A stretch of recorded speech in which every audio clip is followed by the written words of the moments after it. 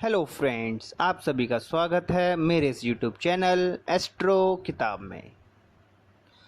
आज से हम एक नई सीरीज़ शुरू करने जा रहे हैं जिसमें हम आपको गोचर के परिणामों के बारे में बताएंगे। आप सभी भली भांति जानते हैं कि गोचर का कितना बड़ा महत्वता रखती है, इम्पोर्टेंस रहती है हमारी ज्योतिष के अंदर। गोचर बहुत से किताबों में गुरुजनों ने कहा है कि गोचर को हम दो तरीके से देखते हैं। कईयों का मानना है कि हम लगन से देखें और कईयों का मानना है कि हम चंद्र लगन से देखें। तो इसीलिए हम आज आपको चंद्र लगन से सूर्य के गोचर के परिणामों के बारे में बताएंगे। धीरे धीरे हम आपको सभी ग्रहों के गोचर के बारे में बताएंगे। जब वह ग्रह सभी 12 भावों से गुजरते हैं तो किस प्रकार का परिणाम देते हैं, किस प्रकार के रिजल्ट वो देते हैं, अच्छा या बुरा, उसके बारे में बताया जाएगा। आप सब भली भांति जानते हैं कि सूर्य एक भाव में या फर्स्ट हाउस में या किसी भी हाउस में 1 महीने के लिए रहता है। सूर्य का जो गोचर होता है वो अत्यंत महत्वपूर्ण कहा जाता है। यह शरीर की ऊर्जा प्रणाली को बढ़ाता है, भावनाओं को, स्वास्थ्य एवं शक्ति को प्रभावित करता है। और अगर आपको पता है कि अगर सूर्य का गोचर खराब होता है तो सेहत खराब होती है, उच्च अधिकारियों के साथ समस्या रहती है। तो इसी प्रकार आज हम जानने जा रहे हैं सूर्य के विभिन्न भावों से जब वह गुजरता है तो किस प्रकार का परिणाम देता है। संक्षेप में बताना चाहूँगा, सूर्य जब चंद्र लगन से तीसरे, छठे, 10वें तथा 11वें भाव में गोचर करे तो सूर्य शुभ फल देता है, और अन्य भाव में जब है गुजरता है तो बुरे फल देता है। तो आइए अब जानते हैं जब सूर्य प्रथम भाव से गुजरता है तो किस प्रकार का वह प्रभाव देता है।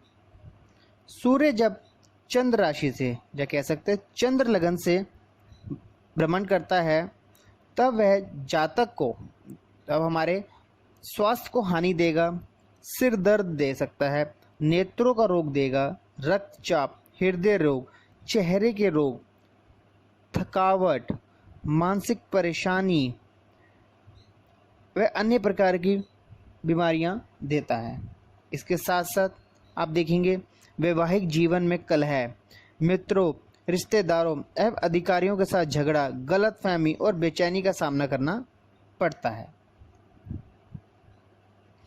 आप देखेंगे अकारण यात्राएं, बिना किसी प्लानिंग के आपको अचानक कहीं भी जाना पड़ सकता है, आपको फील होगा। बेइज्जती, पैतृक संपत्ति के लिए कानूनी झगड़े होने की भी संभावना रहती है। आपसे ये रिक्वेस्ट है मेरी एक, आपसे मैं कोई कुंडली नहीं शेयर करूंगा।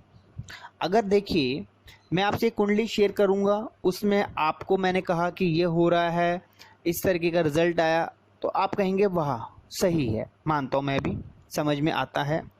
मगर अगर आप खुद प्रैक्टिस करेंगे तो आपको ज़्यादा सीखने को मिलेगा।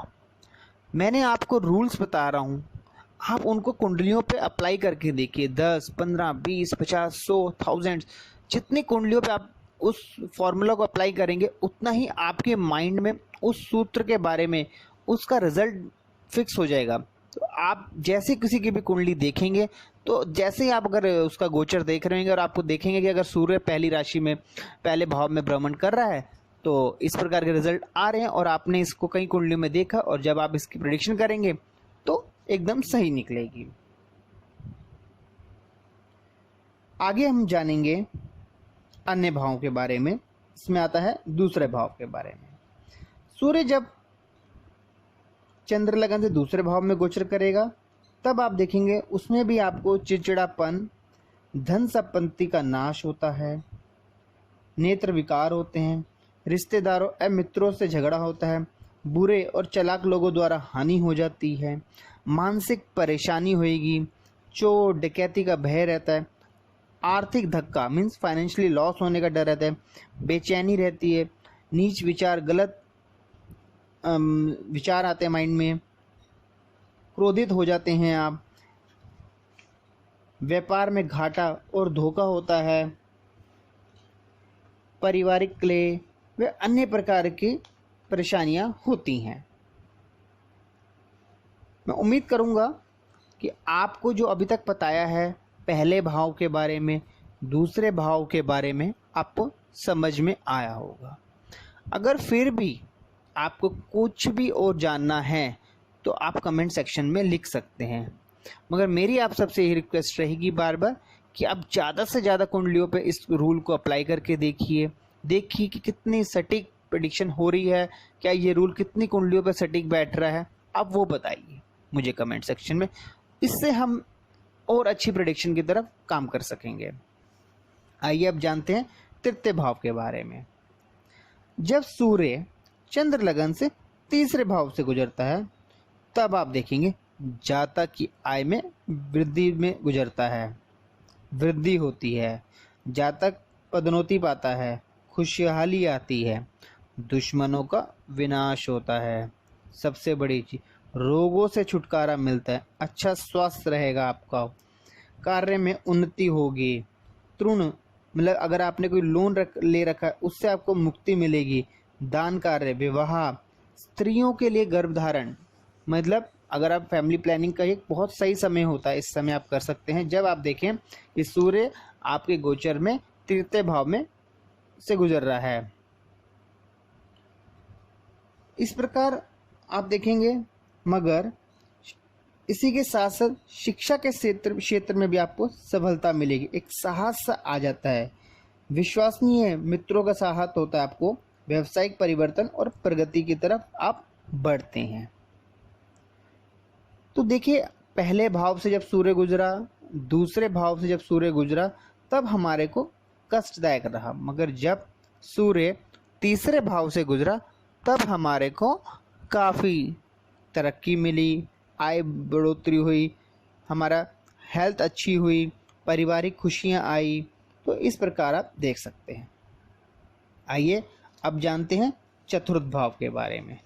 जब सूर्य हमारा गोचर करता है चतुर्थ भाव से चंद्र कुंडली के जरिए तब आप देखेंगे सुख में कमी आने लगेगी, घरेलू समस्याएं होने लगेंगी, पिता के साथ अनबन होने लगेगा, यात्रा योजनाओं में व्यधन आएगा, मतलब आपके जाने की अगर प्लानिंग कर रहे हैं तो वो रुक जाएगा, सुखी कार्यों में बाधा सी आने लगेगी, अचल संपत्ति की आपकी हानि होने लगेगी, शारीरिक पीड़ा व अन्य रोग होने का डर रहेगा, वैवाहिक जीवन में परेशानियां आने लगेंगी, पत्नी या मां को दुर्घटना द्वारा कष्ट भी हो सकता है, रिश्तेदारों के साथ भी विवाद हो सकता है, स्थान परिवर्तन हो सकता है, अनिर्णय की स्थिति व बेचैनी बनी रहेगी। तो आप देखा आपने, फिर जब सूर्य चौथे भाव से गोचर कर रहा है तब हमारे को ज़्यादा नहीं मिला कुछ। तो इसी प्रकार आपको कुंडलियों में जिसमें भी आपका जितना भी आपके पास हैं कुंडलियां, आप उसमें इस तरीके से आप चेक करके देखिए कि जिसकी किसी की सूर्य की दशा, अंतरदशा, प्रतंतर दशा चल रही है और आज जहाँ सूर्य गोचर कर रहा है, हर किसी की कुंडली में किसी न किसी भाव में गोचर कर रहा होगा, क्या वो इसी प्रकार की प्रेडिक्शन दे रहा है, इसी प्रकार के रिजल्ट आ रहे हैं, आप उनसे जानिए। इस प्रकार धीरे धीरे हम आगे अन्य भाव के बारे में भी जानेंगे। अब मेरी आपसे यही रिक्वेस्ट रहेगी, मेरे इस चैनल को आप सब्सक्राइब कीजिए, जिससे आपको ज्योतिष से जुड़े ज्ञान की जानकारी समय समय पर मिलती रहेगी। मेरे इस वीडियो को देखने के लिए आपका बहुत बहुत धन्यवाद। राधे राधे।